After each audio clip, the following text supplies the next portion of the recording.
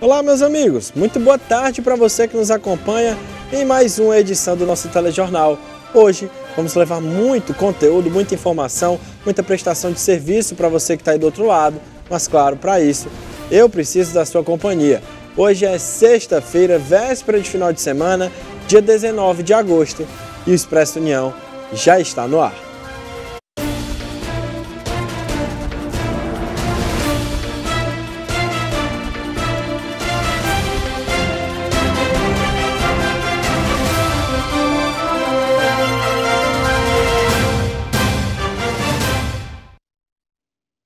É isso, estamos de volta oficialmente. A gente vai abrir a nossa edição atualizando os dados da pandemia aqui no país. De acordo com o último boletim do Ministério da Saúde, o Brasil registrou em 24 horas 22.167 casos de Covid-19 e 206 mortes pela doença. Desde o início da pandemia, são mais de 34 milhões de casos confirmados e 682.216 óbitos. Como de costume, o boletim não apresentou os dados de mortes atualizados do estado do Mato Grosso do Sul. E amanhã será realizada pelo Ministério da Saúde a campanha nacional de vacinação contra a poliomielite e também a campanha nacional de multivacinação. O dia D, como é popularmente conhecido, de divulgação e mobilização nacional, vai ser amanhã, no sábado, dia 20, mas os estados e municípios vão ter autonomia para estipular as datas adicionais. Serão vacinadas contra a polio as crianças menores de 5 anos.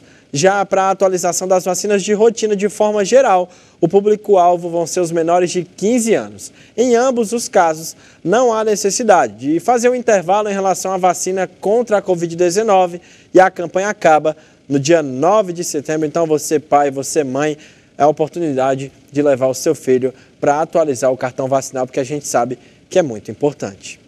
E a Secretaria da Saúde do Ceará declarou transmissão comunitária da varíola dos macacos aqui em Fortaleza.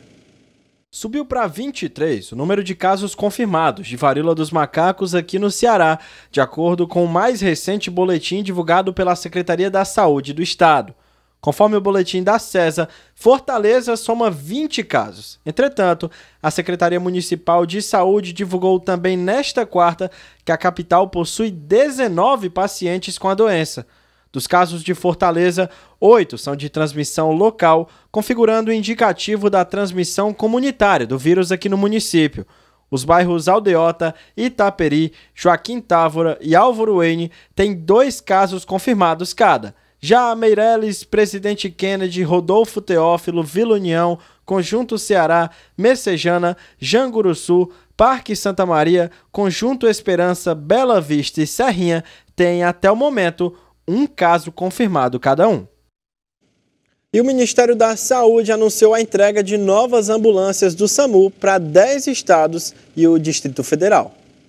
Os estados de Alagoas, Rondônia, Mato Grosso, Roraima, Santa Catarina, Amazonas, Piauí, Paraíba, Sergipe, São Paulo e Distrito Federal serão contemplados com novas ambulâncias. Aqueles veículos que tiverem mais de 5 anos de uso serão substituídos. O lote abrange 82 ambulâncias que serão utilizadas para fortalecer o atendimento de urgência e emergência para a população. O investimento federal é de 22,6 milhões. De acordo com o Ministério da Saúde, o SAMU está presente em mais de 3,8 mil municípios do país e atende uma população de cerca de 180 milhões, abrangendo cerca de 85% do território nacional. Agora é hora dele, o Momento Esporte aqui no nosso Expresso União. Olha, gente, a FIFA divulgou ontem uma nova parcial dos ingressos vendidos para a Copa do Mundo no final do ano lá no Catar. De acordo com a entidade máxima do futebol, quase 2,5 milhões de bilhetes já foram adquiridos. Camarões e Brasil, Brasil e Sérvia, Portugal e Uruguai, Costa Rica e Alemanha e Austrália e Dinamarca foram os jogos que mais tiveram ingressos vendidos nessa fase. Segundo a FIFA, os países que mais tiveram torcedores comprando entradas foram Catar, Estados Unidos, Inglaterra, Arábia Saudita, México, Emirados Árabes, França, Argentina, Brasil e Alemanha. E mais uma vez eu afirmo que junto comigo e com toda a nossa equipe, você pode sim fazer parte do nosso jornalismo. Aqui a gente tem 2 canais diretos com vocês aí de casa. O primeiro é o nosso número de WhatsApp, que é o DDD 85 98101 0984. Se não deu para anotar, é esse que está aparecendo aqui na sua telinha. Mas se você prefere o e-mail, a gente também tem para você. Anota aí, é o jornalismo@redeunião.com.br. Por ele você pode mandar sugestões de pauta, denúncias, elogios e toda a sua contribuição, é claro, é muito bem-vinda. Agora o nosso Expresso vai para um rápido intervalo, mas fica aí que depois da pausa eu estou de volta com muita informação. Não saia daí, que o nosso intervalo é rapidinho.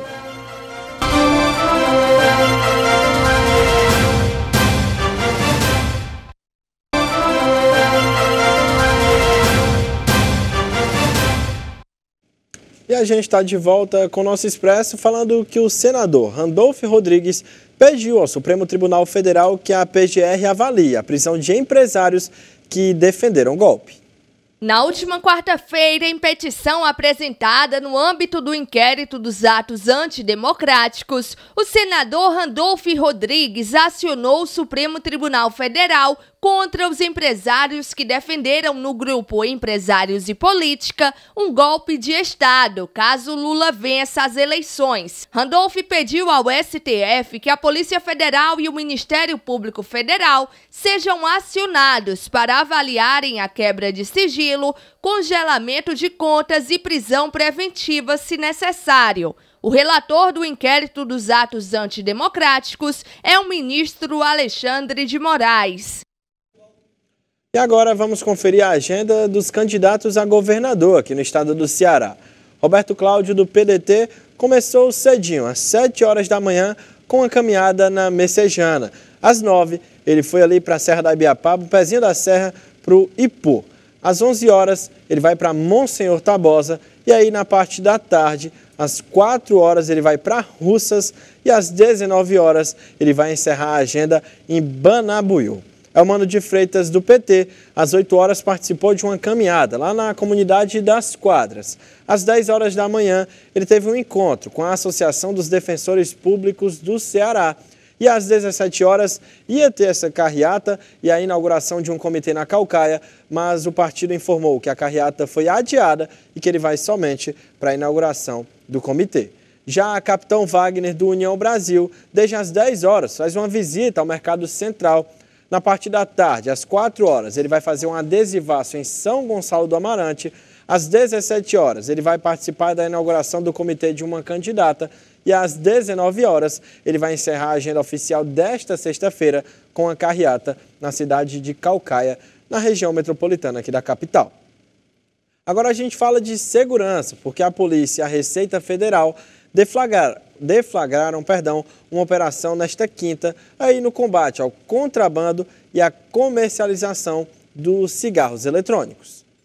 A Polícia Federal e a Receita Federal dão cumprimento nesta quinta-feira a 3 mandados de busca e apreensão e medidas cautelares expedidas pela 36ª Vara da Justiça Federal de Pernambuco. Os mandados foram cumpridos simultaneamente em endereços comerciais e residenciais em Recife e foram empregados na ação um total de 25 servidores da Receita Federal e policiais federais. O chefe de comunicação da Polícia Federal, Giovanni Misses, detalhou como se deu a investigação. Os mandados foram cumpridos simultaneamente em endereços comerciais e residenciais localizados na cidade de Recife.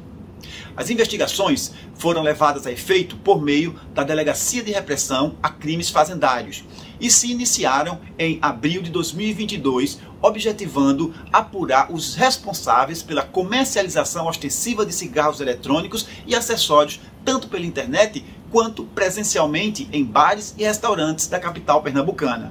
Segundo Giovanni Misses, os investigados podem cumprir penas que chegam a 5 anos de reclusão. Os investigados vão responder de acordo com a sua participação e envolvimento pelo crime de contrabando, cujas penas podem alcançar os 5 anos de reclusão.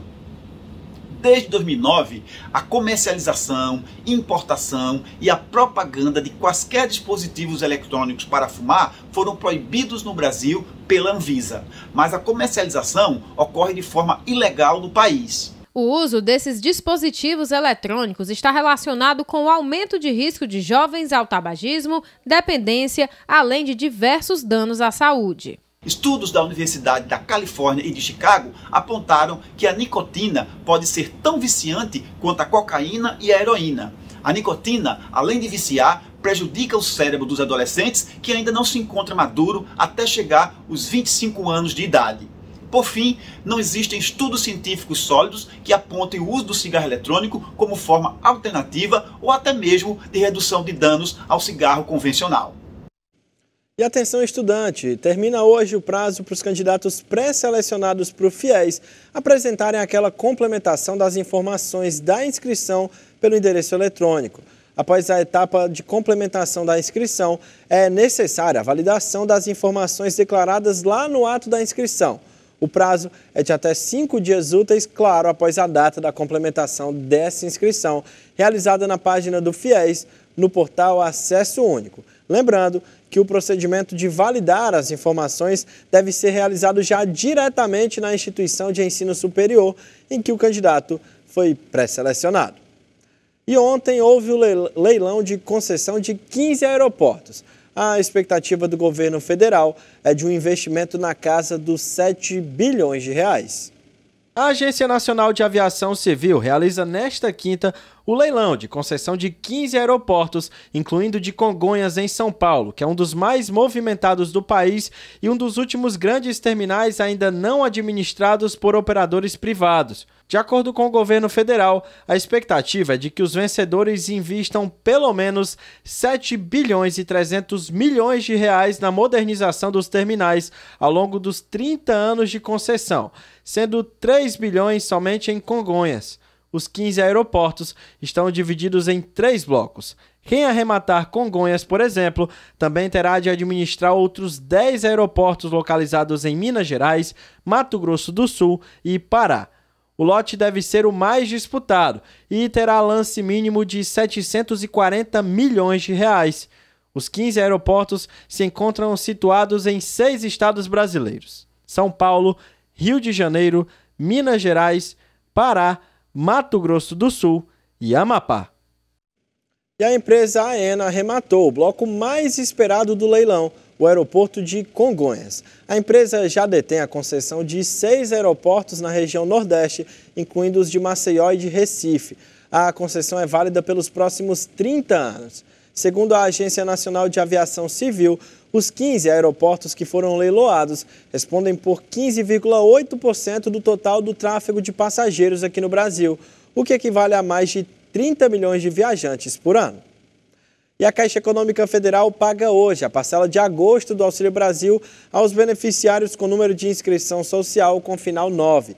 O beneficiário poderá consultar informações sobre datas de pagamento, valor do benefício e composição das parcelas em 2 aplicativos. O Auxílio Brasil, que foi desenvolvido especialmente para o programa social, e o Caixa Tem, que já era usado para acompanhar as contas poupança digitais do banco. Lembrando que o Auxílio Gás também é pago hoje a essas famílias inscritas no Cadastro Único para Programas Sociais do Governo Federal, também com início final 9. O valor é de R$ 110 nesse mês e o benefício segue o calendário do Auxílio Brasil. Falando em economia, o Brasil vai voltar a importar frango congelado para a África do Sul. A importação estava suspensa por 12 meses e agora o frango congelado brasileiro voltará a entrar na África do Sul sem pagar imposto extra. Até agora, o frango congelado do Brasil entrava no país africano, pagando tarifas extras de 6% a 265,1%, além do imposto de importação. No ano passado, as exportações brasileiras para a África do Sul superaram $1 bilhão, dos quais cerca de 17% corresponderam a exportações de cortes de frango congelados. Autorizada pela Organização Mundial do Comércio, a imposição de tarifas antidoping é justificada quando um país exporta um item abaixo do preço de custo. E, gente, renovar o guarda-roupa sempre é muito bom, né? Quem não gosta? Mas está difícil ultimamente porque está tudo muito caro. Uma alternativa para isso, que vem crescendo muito nos últimos anos, é o famoso brechó. Com as discussões sobre sustentabilidade da moda ganhando força nos últimos anos, peças adquiridas em brechós têm conquistado cada vez mais espaço no guarda-roupa dos brasileiros. De acordo com o levantamento do Instituto de Economia Gastão Vidigal, da Associação Comercial de São Paulo, o volume de vendas em brechós deve crescer quase 30% em 2022. No ano passado, o faturamento do setor ficou em 2,9 bilhões de reais. Esse cenário tem aumentado também a migração para o setor. Há quase 4 anos atrás, já tem um tempinho, foi na verdade uma tentativa, porque foi no período de que eu estava com a faculdade trancada e estava precisando de um dinheiro extra. E a minha tia me deu a ideia de eu postar umas peças e conseguir um retorno financeiro com isso, né? Aí foi uma tentativa, na verdade, a melhor tentativa que eu fiz, porque hoje realmente é meu trabalho.